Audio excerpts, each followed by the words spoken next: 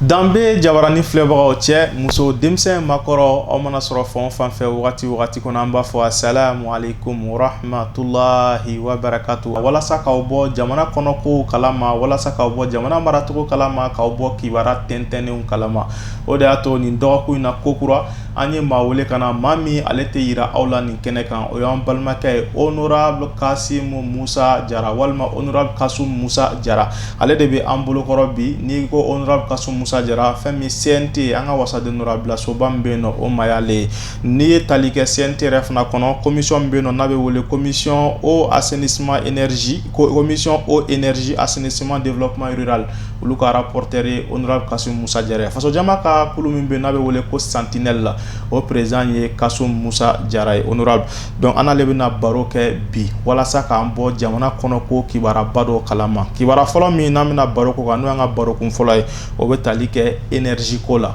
don tɛmɛlenw na courant ko gɛlɛya belebele o tun bɛ anw fɛ yan halisa a tɔni bɛ sen na n'a y'a sɔrɔ a ko bɛ cogoya min na nɔgɔya dontɔ dɔ la nɔgɔya dontɔ tɛ la ka d'a kan an ka jɛmukan tɛmɛnen avec honorable Kasimu Musa Jara an da sera kibaruya dɔw ma a bɛ i n'a fɔ changement donna la an bɛna kuma o kan n'o tɛmɛla ka bɔ yen an y'a ye k'a fɔ juillet kalo tile 10 tuma min na an bɛ seliba ɲagaɲaga la fɛn min ye Côte d'Ivoire jamana ka sɔrɔsilaka maa 49 olu kɔni minɛla anw fɛ yan minɛcogo la u nana an fɛ yan nacogo la min tɛ sariya kɔnɔ Mali gouvernement yira k'a fɔ ko mercenaires don o b'a yira k'a fɔ ko ka yɛlɛ ne mɔgɔ ka dugukolo sanfɛ ne maramafɛn ye ka sɔrɔ i ma yamaruya u b'o minɛn kɔnɔ honorable Kasimu Musa Jara a bɛna da dɔw la n'o tɛmɛla ka bɔ yen Kati kan le 22 juillet o fana an sɔrɔla ka wuli ni kibaruya k'a fɔ ko fɛn min ye tiɲɛnikɛlaw ye jatigɛkɛwale kɛbagaw k'u ye bingali ta ka ɲɛsin Kati kan ma hali n'a janjo ma ja o la honorable ka analyse a bɛna o mɛn o la n'o fana tɛmɛla ka bɔ yen sécurité en général la montée en puissance de l'armée tiɲɛ don wa tiɲɛ tɛ wa duguba kɔnɔnaw na fo ka taa se kungo kɔnɔnaw ma a bɛ cogo di an bɛ ka nɛgɛn wa a bɛ cogoya min na honorable ka analyse bɛna da o kan fɛn min bɛ k'an bɛɛ tɔnsi wuli ka jɔ bi maliden bɛɛ lajɛlen haka ja an bɛ se k'a fɔ diɲɛma bɛɛ lajɛlen nka ni fiɲɛ wulila bɛɛ bolo bɛ da i kunna minɛ la o bɛ tali kɛ sugu gɛlɛyaba min bɛ sen na sɔngɔ tɛ se ka san bilen foyi tɛ se ka san bilen fɛn bɛɛ sɔngɔ gɛlɛya la an b'a fɔ ko minɛnw sɔngɔ gɛlɛya la honorable ale bɛna ɲɛfɔli kɛ an ye o la nin bɛna kɛ baro kun ye an ni honorable Kasimu Musa Jara an bɛna baro kɛ minnu kan ni wagati ye an labɔ ka kɔni bɛɛ ɲɛ sa an bɛ foli sɛmɛ honorable Kasimu Musa Jara la honorable salamu alaikum wa alaikum salam wa rahmatullahi ta'ala wa barakatuh i ni fama baasi tɛ yen i nana an ka wele jaabi a diyara n ye ne ɲɛbila foli min bolo ka ɲɛsin an filɛbagaw ma wele k'u fo k'u waleɲuman dɔn filɛ jama bɛɛ ani lajɛli kɛ jama bɛɛ honorable an b'i yɛrɛ fo sanga ni wagatiw mana gɛlɛya cogo cogo n'an y'i wele i bɛna an ka wele jaabi ka fasodenw kunnafoni ka danbe filɛbagaw k'u kunnafoni o ye bonya ye ka ɲɛsin anw ma o ye bonya ye ka ɲɛsin danbe filɛbaga bɛɛ ma an b'i fo k'i waleɲuman dɔw la honorable an tɛ se k'i fo fo an ka CNT kɔnɔ mɔgɔ bɛɛ lajɛlen fo k'aw ka président fo a bɛ baara min na fasojɔ la fasodenw ɲɛ b'a la o foli n'o bonya ma sigi an b'a sigi aw bɛɛ lajɛlen ma e honorable Kasimu Musa Jara tɔgɔ la honorable wagati yɛrɛ kama an bɛ don an ka baro kɔnɔ baro kun fɔlɔ o bɛ tali kɛ énergie kan honorable don tɛmɛlen na i kun hakili sigi suma ko dugumajɛ an tilala ka n'a ye k'a fɔ ko dɔ donna ko kɔrɔ n'o ye embargo ko ye embargo wulila kibaruya minnu kun balannen don a ko bɛ cogo di merci Traoré bi ne nisɔndiyalen de b'i ka plateau in kan parce que groupe 50 o de bɔra faso kɔ kan ka don Mali la nansara miirikɛla dɔ ko il ne dépend pas à l'homme le plus puissant du monde de se voir incité mais ça dépend de lui concevant de l'avoir incité pendant très longtemps o kuma suma ye jumɛn ye k'a fɔ mɔgɔ hali ni kɛra Asimi ye jamana ɲɛmɔgɔ ye i bɛ se ka nɛni ko dɔ la nka o se t'i ye mais mun se b'i ye c'est que mɔgɔw kana to ka i nɛni a ko kelen na fili man jugu mais n tɛ segin kɔ de ka jugu kuma bɛ fɔra an ka ministre ma n'o ye Lamini Seydou Jara parce que ale bɛ énergie kunɛ mais o y'a sɔrɔ kamalen b'a ka baara la dɛ donc bi de nisɔndiyalen b'a fɔ an bɛ don min na komi bi groupe 50 an y'o réception kɛ Mali la donc a site ninnu bɛɛ bala ka dégager pour que an ka se ka courant di fasodenw ma jamana kɔnɔ an si tɛ se ka an ka ɲɛnama hɔrɔnya ta tant qu'on n'a pas la souveraineté énergétique kɔrɔ min i tɛ se k'i waso k'i disi bɔngɔ n'i ka jamana ye tant que ni e ka courant ko ni a kalifalen bɛ mɔgɔ wɛrɛ la n'i y'a jateminɛ Côte d'Ivoire tun bɛ jusqu'à 90 mégawatts Côte d'Ivoire b'o de di Mali ma interconnexion sira fɛ bon pour que an ka se ka bɔ o jɔnya juru kɔnɔna na an ka se k'an disi bɔgɔ an ka se ka kuma fɔ an wasalen o y'a ye fo an yɛrɛ k'an ka courant ko an yɛrɛ ka se a ko k'a maîtriser donc o y'a ministre ye mɔgɔw to kuma caman na ka groupe ninnu lana faso kɔnɔ o ni sirakɔrɔ 100 mégawatts mun bɛ centrale la o tɛ kelen ye donc don nataw la Mali bɛ se ka mégawatti 150 a bɛ se ka a sɔrɔ Côte d'Ivoire ka 90 ni an ye 150 sɔrɔ o kɔfɛ ne hakili la o ye koba ye o kɔfɛ. Ok, honorable, i ka kuma la groupe 50 an y'o de kɔni réception kɛ nin wagati na n'o de cunna jamana kɔnɔ yan nɔ o ye a bɛɛ walima dɔw bɛ nale halisa wa? Nin kɛra i b'a dɔn ko fɔlen ko balilen bɛ ko fɔlen sa Mali mago bɛ mun na an ka sɔrɔsiw ma loi de programmation militaire kɛ yan Mali mago bɛ loi de programmation énergétique la o kɔrɔ min ye an kan ka an ka courant ko k'a ɲɛɲini fɛn o fɛn b'a to an kana se ka siri mɔgɔ wɛrɛ la courant ko la donc n'i y'a ye dɔrɔn fanga taara a ma mɛn n delila ka f'i ɲɛna n ko courant ko ye ko min ye wagati ko de b'a la a tɛ se ka girin donc an ye groupe ninnu san mais halisa don nataw la n y'a f'i ɲɛna n ko centrale dɔ b'a la ka dilan éolienne o bɛna courant di Mali ma o bɛ bɔ Kayan fan fɛ Sarakɔrɔba solaire o fana kan ka b'a la ka dilan o fana bɛna di donc cɛsiri kelen bɛ Mali fan bɛɛ fɛ kɔrɔ ani tilebi walasa an kana siri mɔgɔ la bilen jamana foyi la tuguni courant ko fɛ donc o yɔrɔnin na n bɛ a ɲini fasodenw fɛ u ka faamuyali kɛ halisa courant ko la dɔɔni don ni Ala sɔnna ma n'an bɛ taa an bɛ se bi groupe 50 ma na ni centrale sirakɔrɔ n'o fana exploitation daminɛna o tɛ 100 mégawatts d'a ma donc mégawatti 150 mais halisa Lamine Sédou a ma cɛsiri dabila a cɛsirilen don halisa k'a fɔ courant tigɛ ka ban pepewu Mali la wa ni Ala sɔnna ma an bɛ nɔbɔ ko la. Mais honorable sisan y'an y'a k'a fɔ wagati tɛmɛlenw na Lamine Sédou Traoré a kun y'a fɔ ministre an ka foli b'a ye yɔrɔ la k'a fɔ ko n'Ala sɔnna ma ɲinan san bɛna kɛ san ye malidenw bɛna courant tigɛ u bɛna ɲɛnafin da nka ko balilenw bɛ ko sulen sa gɛlɛya minnu kun donna fɛn min ye minɛnw nali la ka taga centrale la Sanakɔrɔ ka taa centrale la je m'excuse quartier in tɔgɔ bɔtɔ filɛ Sirakɔrɔ mais o minɛnw fana bɛ ka na o ne nin groupe kura in fana tɛ kelen ye o fana ni groupe kura tɛ kelen ye embargo wililen donc minɛnw u ye nali daminɛ u bɛ taa se centrale la san bɛ yɛlɛma yɔrɔ o yɔrɔ karamɔgɔkɛ ni Ala sɔnna ma courant ko caman bɛ bɔ a la. Mais honorable nin kasabi ninnu mɔgɔ bɛ k'an dɛmɛ a la wa walima nin bɛɛ bɛ ka bɔ jamana wakande la? Nin bɛɛ b'a la ka bɔ jamana wakande la Traoré. Honorable cogo di ni gɛlɛyaba in kɔnɔ ni wari bɛ ka bɔ cogo di? O dɔrɔn tɛ Traoré n'i ye Mali yɛrɛ dans tous les domaines du Mali sɛnɛ la Ala ma mɛn ɲina an kɛra mɔgɔ fɔlɔ ye kɔɔri sɛnɛ na n'i y'a jateminɛ an ka siraw a tɛ bari tuguni siraw bɛ dilan ka ɲɛ dɔgɔtɔrɔsow la dialyse kɛra hôpitaux bɛɛ la bon kalanko ta fana est-ce que an delila ka an ye normal kɛ ka tɛmɛ ɲinata kan examen bɛɛ kɛra a cogoya la pour que k'a yira o de b'a yira k'a fɔ ko an ka ɲɛmɔgɔw k'u tɛ dunko juguya la wari mun kan ka taa mun da fɛ a bɛ to o sira de da fɛ k'u nɛgɛla man ca ko fasodenw hami b'u la wa n'i ye sarasiw fana jateminɛ an ka finitigi mɔgɔw u ye équipement mun sɔrɔ an ye san caman kɛ u ma deli ka ɲɔgɔn équipement sɔrɔ nin bɛɛ wari b'a la ka bɔ Mali de kun an ye nin bɛɛ kɛ nin bɛɛ financement in kɛra sans aide budgétaire sans appui budgétaire au contraire an bɛɛ tun bɛ embargo kɔnɔna na an tun bɛ embargo kɔnɔna de la an sera ka nin kɛ. Honorable an b'i fɔ k'i waleɲuman dɔn donc honorable Kasim Musa e de b'an bolo bi ministre t'an bolo i ka fɔ la ni Ala sɔnna ma ɲinan san b'a fɔ k'a bɛ fori kuma min na ka don 2024 Ala k'a kɛ an si ma ɲɛna ko ye courant tigɛ kɔnɔ an fana bɛ sɔn ka baro bɔ denmisɛnninw ye ko courant tun bɛ tigɛ nin wagati ni Ala sɔnna ma labɛn minnu bɛ sen na labɛn min bɛ sen na halisa labɛn tɛ se ka ban parce que n'i y'a jateminɛ courant ko ta san o san 10% de la clientèle o de bɛ fara jama kan minnu bɛ courant demande kɛ don o don de so kura bɛ jɔ ni so kura jɔra u bɛ courant demande kɛ donc énergie ka baara a bɛ i n'a fɔ sanji kɔrɔ wɔsi bɛ yɔrɔ dɔ la et bara mundo atse ka fo pour beaucoup de courant dibi kan megawati dibi o men sigi non non ça on ça il adapté des clientèle là mo ko de famille dongodo clientèle be boyade dongodo énergie kan adapté jamana donc bara mundo talia bara de shi bara de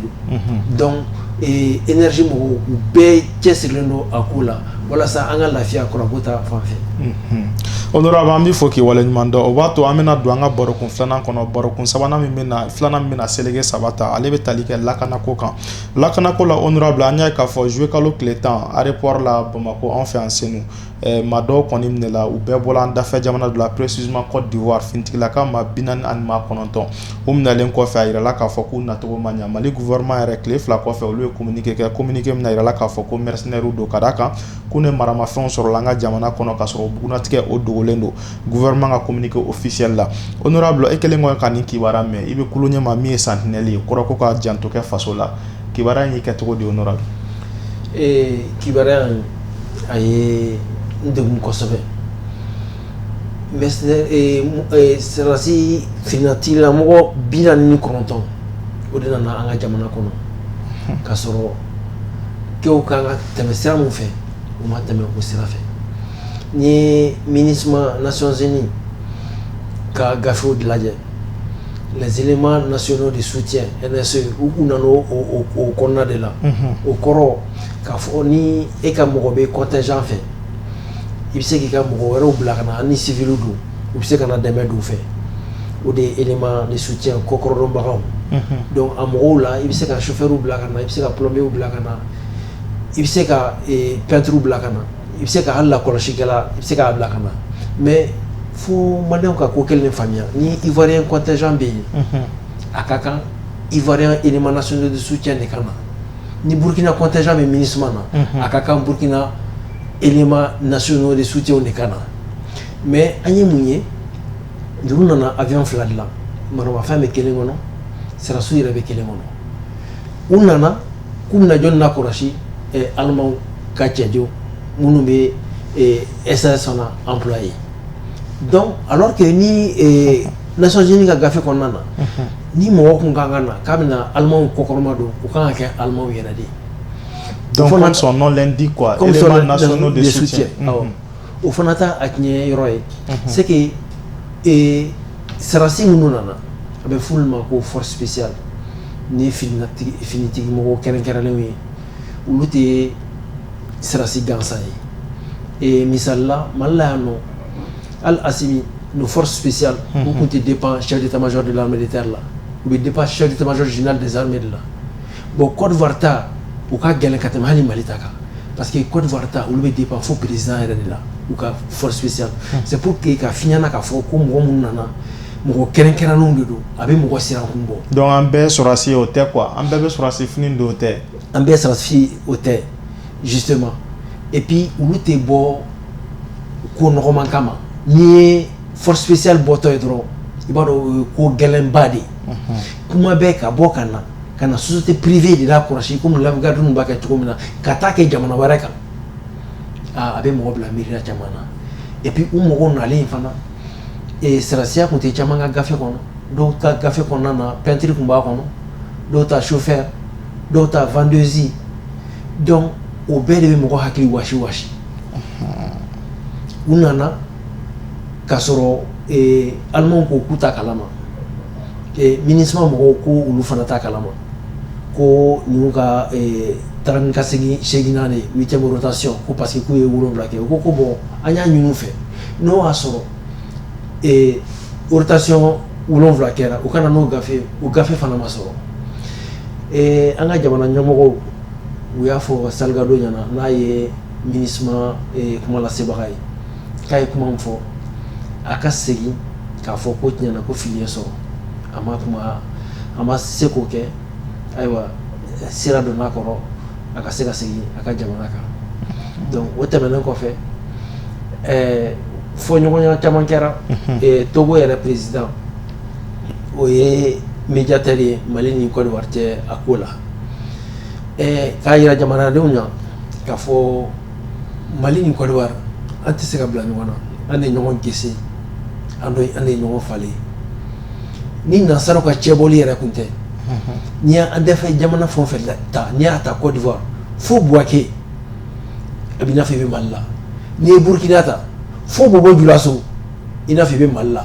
n'i ye Sénégal ta fo Tambacounda i n'a fɔ i bɛ Mali la n'i ye Guinée ta fo Kankan i n'a fɔ i bɛ Mali la o bɛ mun de yira k'a fɔ on est les mêmes peuples an de ye jamana kelen ye mais ɲɛmɔgɔw de bɛ se ka fili don an ni ɲɔgɔn cɛ a ma se ɲɔgɔn fara ma ɲɛmɔgɔw ka décision dɔw de bɛ se ka ta mun tɛ se ka kɛ décision ɲɛnama ye sinon Mali ni Côte d'Ivoire n b'a fɔ i ka plateau kan an de ɲɔgɔn gese an de ye ɲɔgɔn falen wa mɔgɔ si tɛ se ka an n'u bila ɲɔgɔn na. Mais honorable i n'a fɔ i yɛrɛ bɛ ka nin sɔnɔgɔya kuma minnu fɔ cogoya min na an y'a ye k'a fɔ kibaruya in bɔlen ka bin dɔw kɔni tun ye baga ta kosɛbɛ kɛrɛnkɛrɛnnenya bolo ma an balima minnu bɛ Côte d'Ivoire an balima ivoirien caman tun ye baga ta mais kɔfɛ a bɛ i n'a fɔ caman bɛ yen nɔ olu yɛrɛ tilala k'u kan jigin ni kuma ye maintenant an y'a ye fana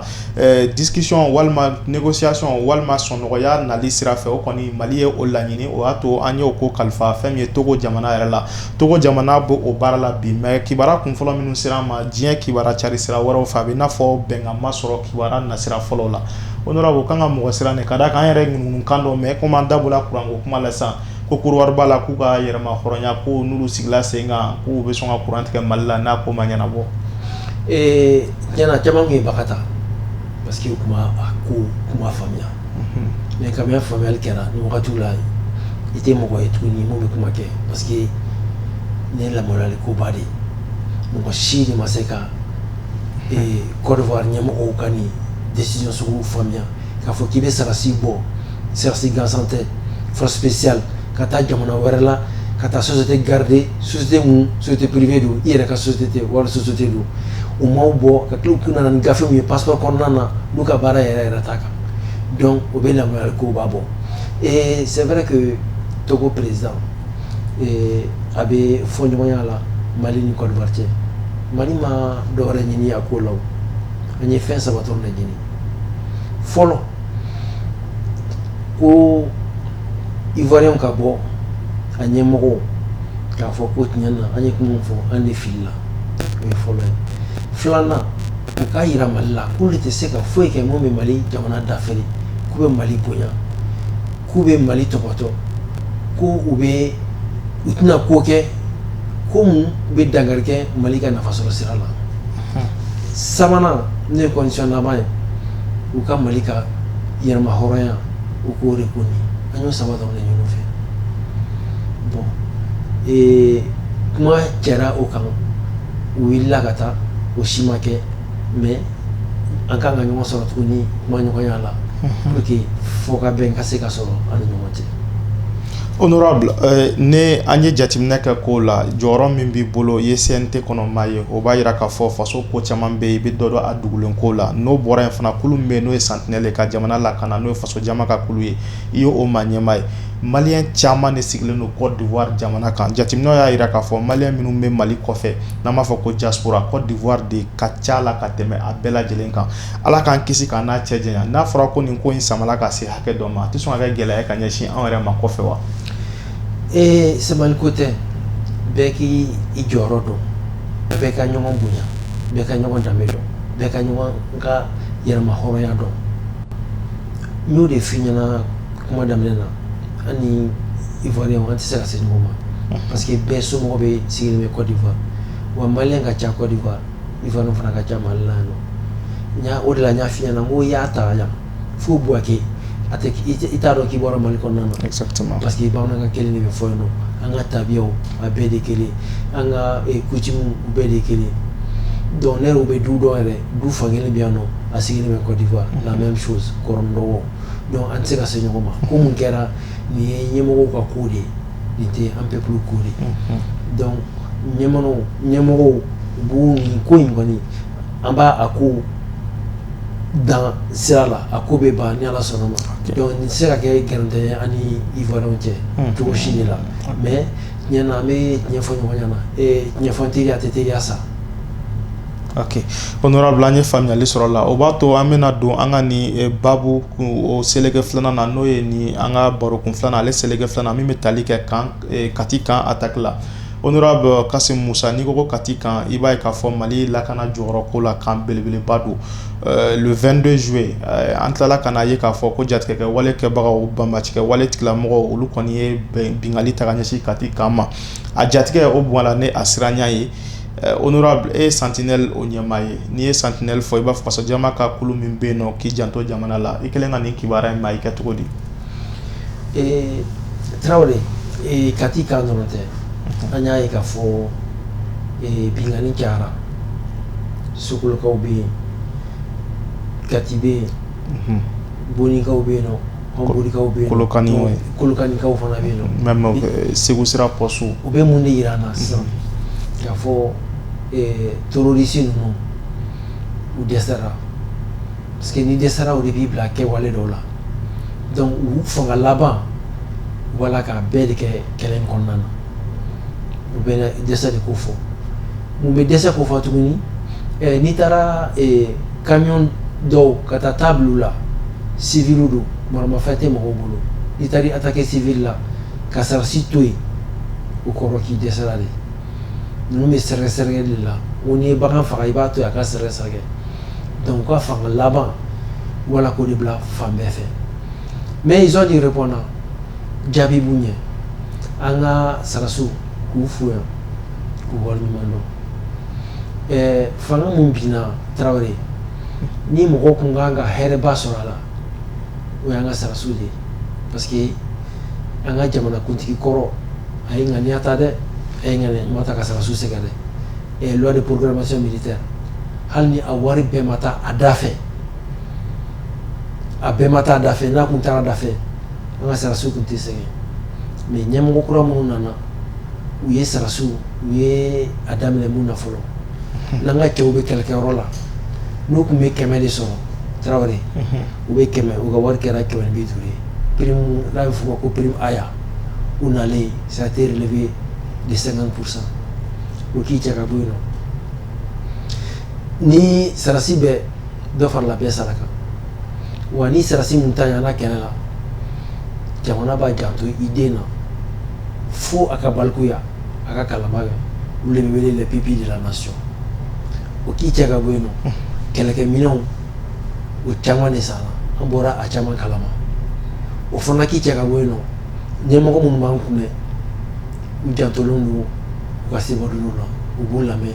u b'u kɛlɛkɛyɔrɔ la et puis kɛlɛ dusu b'u kɔnɔ maramafɛn de tun t'u bolo n'i ko mɔgɔ ma k'a ka taa sɛnɛ kɛ e ma daba d'a ma e ma sari d'a ma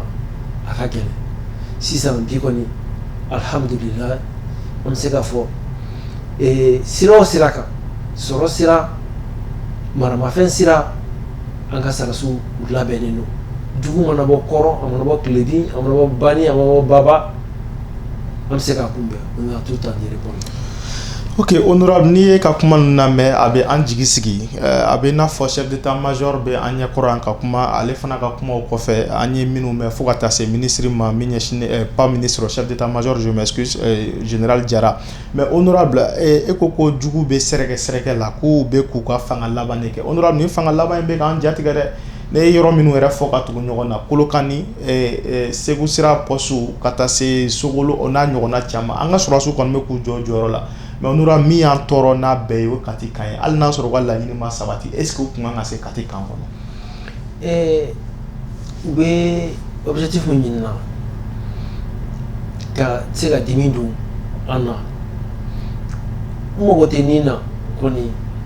mɔgɔ tɛ se k'o kunbɛn o fɔlɔ jugu kun b'a ɲɛsin an ka kanw ma ka taa an ka kanw ci mais sisan i bɛ t'i kɛ kan kan mais madala n'i bɛ segin dɛ ayi o tɛ o dabila la donc mɔgɔ ninnu u mɔgɔ t'u ninnu na et puis an ye mun yɛrɛ ye don laban ninnu na u b'a fɛ k'a kɛ an bolo siya kɛlɛ de ye jamanaba dɔ président yɛrɛ a y'i to dugu wɛrɛ la jamana wɛrɛ la k'a fɔ ko binkani b'a la ka kɛ filaw kan mais profiter i ka plateau in fɛ k'a fɔ an k'an kɔlɔsi le Malien est la race la moins criminogène du monde. Et Malien est Chia mu aka ninjuga mambo kosɛbɛ o ye kelen filanan an ka kɔlɔsi ko ye jamana dɔw sɔrɔ akarna anga façon so mo tama chesir le bala donc ni yoroni c'est très important pour moi trawle nga fi yana ni urana jate mine yu hutu an tutsu yu le blanc wana ni Nigeria jate mine en 67 avec la guerre du Biafra qu'elle est là Chia fla comme Nigeria Yoruba ani Ibon uya se kulu blanc wana foka uka jamana Cheboli jate mine ubeyami nous desera jamana uba essayer ka Chia kele do on monte o yoronna ma fo nyana le chef d'état-major actuel de l'armée de terre Traoré Flade nous a tɔgɔ de ko Félix Diallo ka fo ɲɛna mɔgɔ b'a fɛ ka Chia kɛlɛ kɛ Mali la i y'a jɛ parce que an tɛ Chia kɛlɛ la Mali la donc an k'an kɔlɔsi an yɛrɛ la ni jugu dɛsɛr'i la u bɛ fɛn bɛɛ de fɛɛrɛ tigɛ walasa k'i ka jamana dafiri o kun ye Chia kɛlɛ n'i ye Irak yɛrɛ kɛlɛ jateminɛ u taara ka taa propagande kɛ k'a fɔ ko Saddam Hussein ko arme de destruction massive ko maramafɛnw kɛjugubaw b'a bolo walasa dɔrɔn ka taa bi Irak kan ni ye Libi jateminɛ u nana bi Kadhafi kan k'a fɔ ko a bɛna taa jamaw faga donc jugu sigilen bɛ dɔrɔn ka moyen ɲini pour que dɔrɔn k'a ka intervention justifiée a banna o dɔrɔn de Mali la donc an ɲɛ b'a la nin wagati ninnu na u b'a la ka Chia kɛlɛ fɔ k'a kɛ comme ni fulakɛlɛ de don fulakɛlɛ tɛ n bɛ segin a kan fulakɛlɛ tɛ Mali la Mali la yan nɔ ni Chia mun ka ca ni Chia bɛɛ o ye bamanan ye ka fula tugu a la an bɛ fan bɛɛ donc mɔgɔ si kana to an ka se ɲɔgɔn ma Chia kɛlɛ la n'u y'a dɔn ka jugu ka ŋaniya dɔn an bɛ kɛlɛ in ban an ni ɲɔgɔn cɛ hali sini ne tɛ se ka sɔn ma k'a fɔ ko an ka kɛlɛ ye fila kɛlɛ de. Ok, mais honorable n'an donna halisa ni attaque ninnu juru la est ce que an ka finitigilakaw man ka yɛlɛma bolo dɔw don u ka baara la wa n'o tɛmɛna ka bɔ est ce que ɲangini yɛrɛ man ka don a la min ye an civiliw yɛrɛ kɛrɛnkɛrɛnn'a bolo ma est ce que an fana man ka yɛlɛma dɔ don an ka kokɛta la kunnafoni nasira fɛ ani dɛmɛ ɲɔgɔnya ka ɲɛsin an ka finitigilakaw ma walasa jugu ka sɛrɛgɛ laban in a kana se ka dankari an na tuguni. O yɔrɔ nin na effectivement minnu bɛ kunnafoni di an ka kɔlɔsi kosɛbɛ kunnafoni di juguya a ka juguya ni marifakisɛ n'i taara fɔ siya dɔ ɲɛna k'a fɔ ko bi ma la ka k'a kan o siya a b'a labɛn walasa k'a yɛrɛ lafasa o bɛ na ni kojugu ko cɛjuguba ye o de la la presse est très importante nin ko in na an ka kumacogo dɔn an ka fɔcogo dɔn k'a fɔ ko jugu ka taa an ka hɛrɛ fɛ Mali la sinon e bɛ se k'a faamuya cogo di e ye jamana wɛrɛ maa ye e bɛ se k'i to yɔrɔ wɛrɛ cogo di k'a fɔ ko kɛlɛ min b'an fɛ yan nɔ ko an bɛ filakɛlɛ de la heureusement que gouvernement yɛrɛ bɔra a ye communiqué kɛ a ko an ma k'a fɔ ka bɛɛ la rassurer ko kɛlɛ t'an fɛ yen nɔ ma misali yɛrɛ di ma an ka chef d'état-major yɛrɛ ye fila ye wa donc o man ka se ka an bila ɲɔgɔn na k'a fɔ kunnafoni dibagaw bɛɛ ɲɛna mɔgɔ si kana i to yen nɔ i ka manipuler parce que jamana caman dafirila a ko de nɔfɛ jamana caman taara binna ou bien mɔgɔ faga a juguyara kojugu n'i ye Nigéria yɛrɛ jateminɛ mɔgɔ minnu sara kɔngɔ la a bɛ maa miliyɔn bɔ mɔgɔ minnu fagara kɛlɛ la a bɛ maa miliyɔn bɔ Rwanda a bɛ mɔgɔ miliyɔn bɔ tout simplement kunnafoni di cɛjuguya de y'a kɛ avec la radio Milikoli ka siya dɔ ta k'o bila siya dɔ ɲɛ ou bien ka siya dɔ bila siya dɔ la dɔrɔn k'a fɔ dɔrɔn banna o ye taa mɛnna ne forobamugu la. Ok, honorable k'an bɔ lakana ale kɔni kɔnɔ sa an bɛ na kuma laban min di ale la o bɛ tali kɛ n'i y'an ka duguba kɔnɔnaw ta i b'a ye k'a fɔ ko an b'a fɔ o ma ko banditisme n'o de ye maa dɔw bɛ yen nɔ an ka zomisɛnninw n'a ɲɔgɔnnaw n'olu fana bɛ tiɲɛni kɛ ni maramafɛnw ye muruw b'a la arme blanche fo ka taa se arme à feu ma n'o ye marifaw ye o ko fana kun ɲɔɲalen no wagati la mais n'i y'a ta ni kalo 6 laban in na kuma min na n'a bɛ k'a fɔ ko l'armée monte en puissance est ce que o yɔrɔ kelen fana la police aussi monte en puissance ni kalo 6 laban in na attaque misɛnninw bangiw ka taa se wari taa wɛrɛw ne mɔgɔ wɛrɛw ka bolimafɛnw minɛliw la a ko bɛ cogo di e ka jateminɛ la a ko maîtriser no o de la n y'a fɔ ko finitigilamɔgɔ polisi b'u la sarasi b'u la douanier b'u la eaux et forêts b'u la gendarme b'u la garde b'u la an ka finitigilamɔgɔ bɛɛ de wililen don ka a jɔ a sen kan sisan effectivement an bɛ banbagacɛya kɛlɛ mun na sisan zomisɛnninw u b'a essayer la k'u profiter mais Tarawele ko kelen bɛ yen nɔ an k'o jateminɛ Mali la i ye banniya kɛ cogo cogo Mali la a ka gɛlɛn ka tila dɛ an b'i ɲini fo k'i minɛ a caman prévu caman kɛla a prévu caman kɛra wa Mali la an b'o ko de kan sa mɔgɔ tɛ se ka a ka gɛlɛn i tɛ se ka sarasikɛ bila maliyɛn bɛɛ kɔ mais ni mɔgɔ mɔgɔ n'i y'a bɔ i yɛrɛ la ka taa kojugu kɛ i bɛ se ka taa kɛ dɛ mais i bɛ minɛ dɛ Mali kɔni na a ka gɛlɛn ka taa ka na an da mun bɛ nin fanga in ani fanga kɔri bɔ ɲɔgɔn na c'est que hali ni erreur kɛra a bɛ corriger fɔlɔ fɛn bɛ fɔ tɛmɛ bɛ k'a kan mais sisan ni fɛn kɛra an b'a essayer k'a lakile o tɛ misalidiya ye an kulela yan nɔ ko kuran ko de groupe 50 nalen an kulela yan ko école ko ɲina examen l'ɔkɔlidenw yɛrɛ ma kule k'a fɔ ko fiti ma kɛ wa ko tɛ Mali kura la an kulela ko logements sociaux an t'a fɔ ko fɛn bɛɛ tiɲɛ dɛ mais ni maliyɛnw bɔra ka mun kɛ maliyɛnw dun b'o de ɲini ka kɛ n'an y'a ye ko fɛn ma lakile la perfection la a dannen bɛ Ala kelen de la adamaden baara fɛn o fɛn i b'a sɔrɔ tɔ ka jɛ b'a la mais mun ka jugu i bɛ fili la i tolen bɛ fili la ni fɛn o fɛn ni maliyɛnw wulila ka jɔ ko fɛn o fɛn ma k'a kelenen tɛ an b'an seko kɛ a kelennenya la logements sociaux kɛra an y'a commission ci ka tila ka segin a bɛɛ kan donc n b'a yirila k'a fɔ ni ko ko kɛra n'a ma bɛn a bɛ se ka kɛ mais an tɛ sigi ten ne k'a lajɛ dɛ.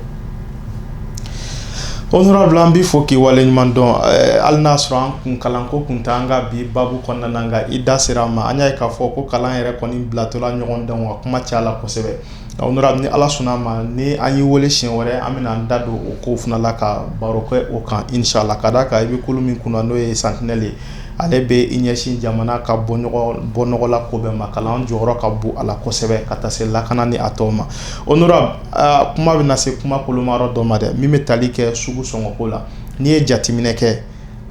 sɛbɛ la bɛɛ bɛ ka kule diɲɛ fan 14 fɛ mais bamananw bɛ kuma kelen fɔ ko ne fiɲɛ wulila bɛɛ bolo bɛ da i kunna minɛ la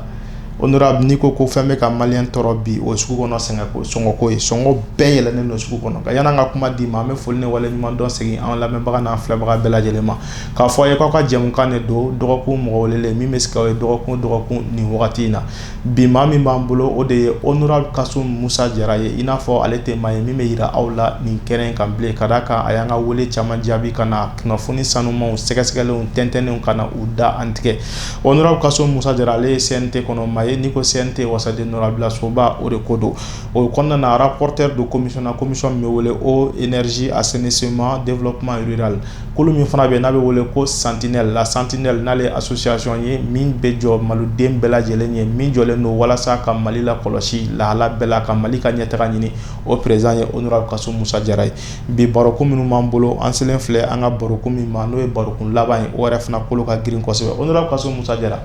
gɛlɛyaba min bɛ yen bi a sababu bɔra min Tarawele gɛlɛya in a sababu fɔlɔ yɛrɛ min ye o ye sanni ani feere i b'a dɔn olu bɛ ta yɔrɔ dɔ la ko bourse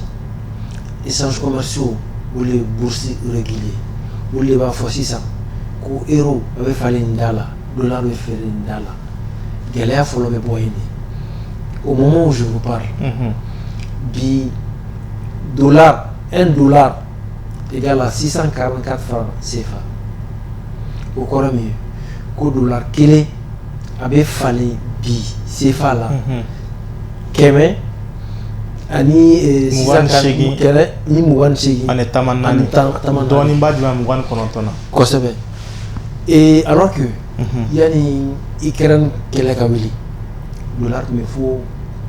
400 et quelques voire 500 ni kun ye CFA 100 ci a tun bɛ se ka bɛn $1000 ma Mali la yan nɔ sanni feere de ka ca yan kosɛbɛ an ka fɛn caman bɛ bɔ kɔfɛ ka na ni an bɛ fɛn min san Chine fɔlɔ CFA wari miliyɔn 1 ni kun y'a ci ka taa Chine a bɛ bɛn $2000 ma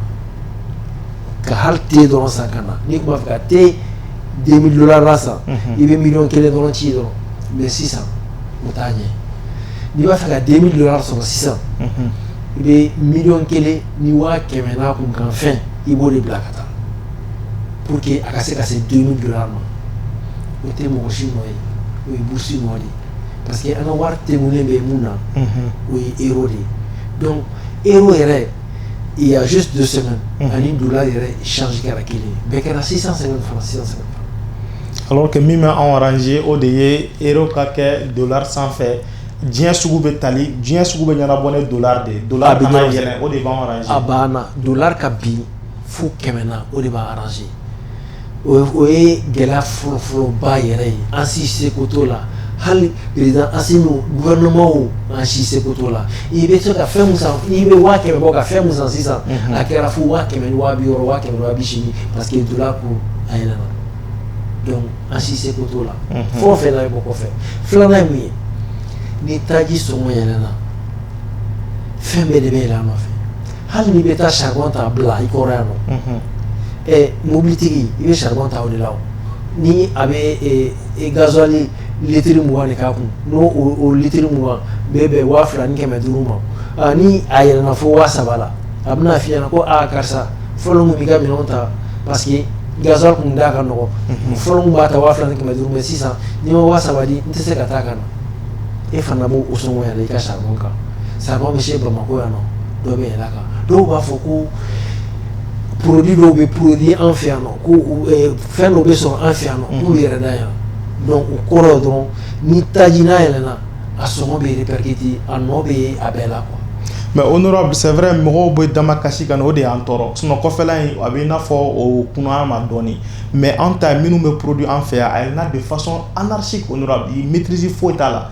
i bɛ bɔ dɔ fɛ yen nɔ 10 heures a b'a f'i ɲɛna ko dɔrɔmɛ 20 i bɛ segin ka na 10h30 a b'a f'i ye ko 25. o man ɲi o kɔni o ye spéculateur de ye mɔgɔw bɛ yen nɔ minnu yɛrɛ sukaro stocke fɛ yen nɔ kabini a da ma gɛlɛn ko bi parce que a kilo bɛ 160 la fan dɔ fɛ donc u ye sukaro u y'a mara u fɛ yen nɔ ka tila ka bɔ n'a ye bi k'a di dagɛlɛya b'a la olu ye spéculateur de ye i b'a dɔn mɔgɔ kɛra cogo o cogo mɔgɔ jugu b'i senkɔrɔ mais ka mun fɔ k'a fɔ jamanadenw ɲɛna sugu yɛlɛnni min filɛ mɔgɔ si de seko t'a la mɔgɔ si seko t'a la taji yɛlɛnna dollar kuru yɛlɛnna an bɛ fɛn min sɔrɔ da mun na d'habitude balo Mali an ka fɛn caman bɛ san Chine Dubaï Turquie an ka fɛn caman bɛ san de ani Américains yɛrɛ fɛ yen donc a bɛ san dollar de la a caman tɛ san euro la donc dollar la ni e kun bɛ 100,000 n'o kun ye $1,000 ye 100,000 tɛ $1,000 tuguni dɛ k'a fɔ bɛɛ ɲɛna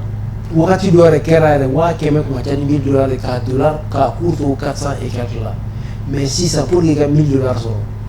i bɛ 100,000 ni 200 ɲɔgɔn de. mais honorable nin ko in na o CNT kɔnɔ maa ye est ce que malidenw ka dusukasi dɔ fana tɛna kɛ nin ko in na aw bɛ fɛn comment dire la n bɛ se k'a fɔ vacances parce que session dayɛlɛnnen tɛ nin wagati n'a kun dayɛlɛnnen don an kun b'a ye k'a fɔ a kɛra togo o togo dɔw kunna wele bila ministriw ma u ka taa ɲɛfɔli kɛ o fana ɲɛfɔli kunna malidenw dusukun salo hali n'a y'a sɔrɔ an b'a ye cogoya min na kɔrɔlen. o t'a bali an ka CNT mɔgɔ caman bɛ yen nɔ u ye kibaruya di ɲɛmɔgɔw yɛrɛ bɛ yen nɔ u bɛ kibaruya caman di o yɔrɔ na hali a ma mɛn dɔgɔkun tɛmɛnen Amadu Mɛyiga a kun bɛ plateau dɔw kan ka se ka kibaruya di effectivement an bɛ intercession kɔnɔna na mais o t'a bali à chaque fois ni fasodenw mago jɔra an na k'an ka se ka taa kibaruya di an ka baara de y'o ye on est obligé de faire la restitution o kɔrɔ ko ni an ye sariya minnu ta ou bien n'an ye kibaruyaw kɛ a wajibiyalen bɛ an kan an ka jamanadenw ladɔnniya donc o hukum kɔnɔna na an b'a fɔ ko loi électorale mun kɛra an ka mɔgɔ kun bɛ Kayi u kun bɛ Gawo u kun bɛ Mopti u kun bɛ fan bɛɛ fɛ walasa ka taa a ɲɛfɔli kɛ jamanadenw ɲɛna donc o ko kelen de don halisa an bɛ yen nɔ ka jamanadenw lafaamuya k'a fɔ ko gɛlɛya mun bɛ Mali kan Mali dɔrɔn tɛ diɲɛ yɛrɛ de don parce que tout simplement sanni feerew a cogoyaw yɛlɛmana kɛlɛ mun b'an kan an b'a ɲini an tɛ Ukraine ni Moscou ka kɛlɛ a ye ko caman de gɛlɛya taji sɔngɔ yɛlɛnna ayiwa dollar yɛrɛ fana yɛlɛnna. Ouais, mais honorable t'a dɔn ni ne ka kuma faamuya ye min fana fɔ o kun ye n ka question dɔ ye mais déjà o jaabi la n mago bɛ min na o de ye aw ka membre du gouvernement ka d'a kan o fanga bɛ aw la ka se ka gouvernement membre interpeller ka na aw fɛ yen nɔ u kana ɲɛfɔli kɛ jama ye ka d'a kan min bɛ ka malidenw tɔɔrɔ bi kosɛbɛ honorable i b'a ye k'a fɔ jamana bɛ kasabi caman jɛn kasabi caman de kɔ k'a di commerçant dɔw ma walasa jamana kɔnɔdenw bɛ se ka lafiya sɔrɔ cogoya min na n'an b'a fɔ o ma ko exonération jamana bɛ ka bɔnɛ a ka nafa la jamana kɔnɔdenw tɛ ka sɔngɔ jigin yɔrɔ ye. Tarawele jamana ye ko camanba de kɛ exonération ko la an bɛ gɛlɛya mun na ni jamana yɛrɛ tun ka cɛsiri tɛ a tun bɛ juguya ka tɛmɛ nin bɛɛ kan ne yɛrɛ k'a ye k'a fɔ ko sogo hali exonération subvention ka kɛ sogo la ne y'a ye Mali la et pourtant an ye sogodugu de abattoir la an gouvernement kelen transition gouvernement u ye misi subventionné walasa maliyɛnw ka se ka sogo sɔrɔ da ɲɔgɔn na o ye kelen malo sukaro ni bɛɛ de subventionné mais gɛlɛya in o de la halisa an b'a la ka se ka an mun dɔɔni parce que gouvernement ye sɛgɛn caman de kɛ an bɛ y'a fasodenw de kama donc a y'o de yira o de la halisa est ce que dɔ farala kuran kan fɛn ma fara kuran kan mais ala de b'a dɔn dɔ caman de farala taji kan mais o bɛɛ n'a ta gouvernement b'a la ka degun de k'a yɛrɛ kan k'a tintin a yɛrɛ kan walasa gɛlɛya mun bɛ yen nɔ a kana dama tɛmɛ a kana wara sinon ni fɛn kun kan ka fara fɛn kan o ye kuran de ye a sababu la an ka groupe ninnu central ninnu bɛɛ bɛ marché taji de la taji dun sɔngɔ yɛlɛnna fo k'a dama tɛmɛ mais o t'a la k'an bali kuran b'a la ka di ka sɔrɔ fɛn ma fara sɔngɔ. Ok. Honorable, an bɛ ɲininkali mun tɛngu i la sisan nɔ an tɛna tɛngu i la en tant que membre du CNT n b'a fɔ o yɔrɔ yɛrɛ la Kasum Musa Jara président de l'association Sentinelle ka d'a kan Sentinelle kɔnna CNT baara ɲɛ honorable maliden caman kɔni y'a ye tiɲɛ don assise nationale y'a laɲini ko ka dɔ fara CNT kɔnɔ mɔgɔw kan nka ne ko dɔ i n'a fɔ ko dɔ mana suda ko balilen b'a wuli ni diɲɛ gɛlɛyaba min bɛ sen na bi c'est vrai maa 26 de bɛna fara a kan tiɲɛ don an b'a sɛbɛntiya k'a fɔ aw bɛ baara min na o sɛgɛsɛgɛli jɛman b'an bolo en tant que kunnafonidila en tant que journaliste k'a fɔ aw ye baara min kɛ aw ka nin wagati in kɔnɔ mandat dɔw tɛmɛla san 5 mandat dɔw ma se ka baara ɲɔgɔnna kɛ mais est ce que a kun ma ɲi nɔ sugantili min bɛna kɛ ka don CNT kɔnɔ nin waati k'o sonsoro walasa o wari fana ka se ka taga da dɔ fɛ da min bɛ se ka na ni nɔgɔya ye dɔɔni malidenw de ka laɲini to dɛ wa mɔgɔw y'a fɔ de ko ka question tɛngu i la. O tɛ baasi ye n'i y'a jateminɛ c'est que a fɔra ko diso ka di embargo wililen kɔfɛ de c'est pour te dire que degun kun b'an kan gouvernement ka laɲini tɛ degun wɛrɛ kana fara kan ka to degun kɔnɔna na u y'a to embargo wulila de u b'a sɔrɔ k'a fɔ ko diso ka na filanan ye mun ye wasadenw ye maa 147 de ko de b'a la ka tile an ye maa 120 tile normalement an kan ka kɛ maa 147 a ma kɛ kunfɛ a ma kɛ kunfɛ mun na parce que mɔgɔw bɛ taa par proportionnalité de i ka sigida la jama hakɛ dɔ de bɛ yen nɔ n'i y'o sɔrɔ a bɛ fɔ k'i dɔrɔn n'o wasa kelen na donc Mali bɛɛ population n'i y'a bɛɛ fara ɲɔgɔn kan Mali dɔrɔnlen don masa 147 o de kan ka kuma Mali tɔgɔ la ni an y'o ko la kelen o man ka kɛ baasi ye parce que sariya yɛrɛ de ko tɛ tɔ.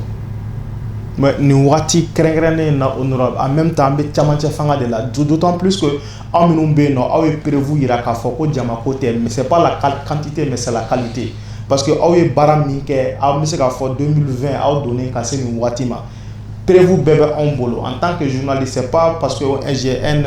honorable qui est sur mon plateau aujourd'hui mais nous avons les preuves k'a fɔ aw ye baara min kɛ wasaden dɔw ka mandat tɛmɛla u m'a kɛ wa wasaden dɔw yɛrɛ de y'u da sonya k'a fɔ parce que olu yɛrɛ ye wasaden bulon kɛ san 10 dɔw san 20 dɔw yɛrɛ ka ca n'o ye u b'a kɔnɔ u y'a yira k'a fɔ vraiment assemblée nationale tɛmɛlenw na olu tun tɛ baara kundamana min kɛ aw ka CNT y'o kɛ fo a kɛra sababu ye diɲɛ jamana dɔw yɛrɛ y'u inspiré aw fɛ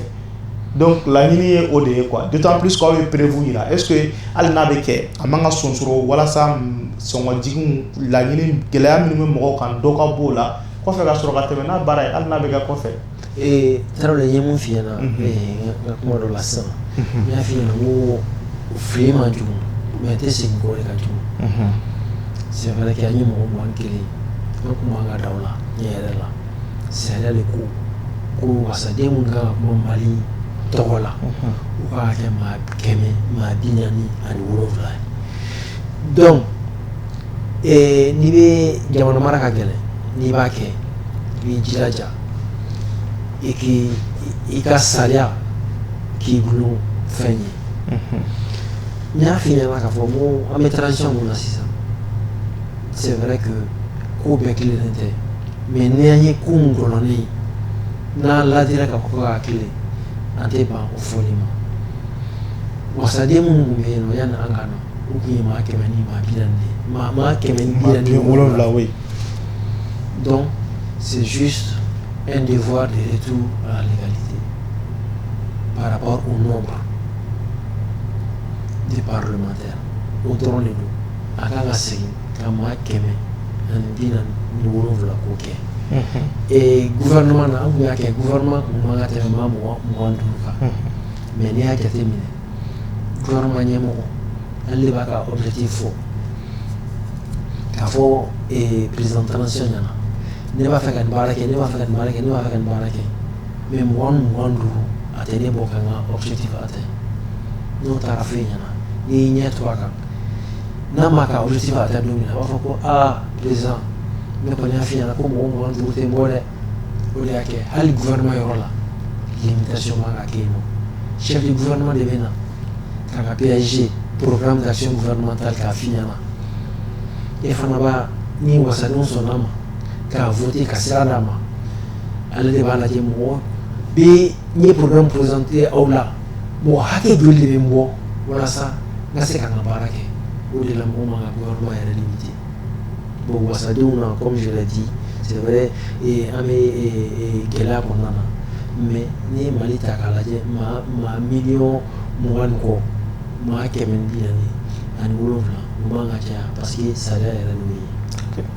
Mais honorable kuma bɛɛ sɔrɔla min fɛ n'o ye sugu gɛlɛyaba ye nin ye n'i ye jateminɛ kɛ anw ye jamana min dɛnnen don diɲɛ jamana tɔw la kosɛbɛ d'autant plus que potentialité bɛ anw fɛ yan kosɛbɛ ka se ka n'o de fɛɛrɛw bɛ ala ka fɛɛrɛw yɛrɛ bɛ anw fɛ yan nɔ n'o ye sifinnakaw b'an bolo dugukolo b'an bolo tile b'an bolo ji b'an bolo ka se fɛn caman ma donc o minnu b'an bolo walasa an bɛ taa min ɲini kɔfɛ ka se ka o bɔ anw yɛrɛ fɛ yan nɔ est ce que en solution n'an ye ba don o la don nataw la précisément transition ka kɛ sababu ye refondation minnu bɛ sen na k'o nun don walasa don nataw la hali ni diɲɛ gɛlɛyala maliyɛn kana sɛmɛ jamana wɛrɛw la bilen jamana de ka sɛmɛ Mali la Mali kana sɛmɛ jamana la.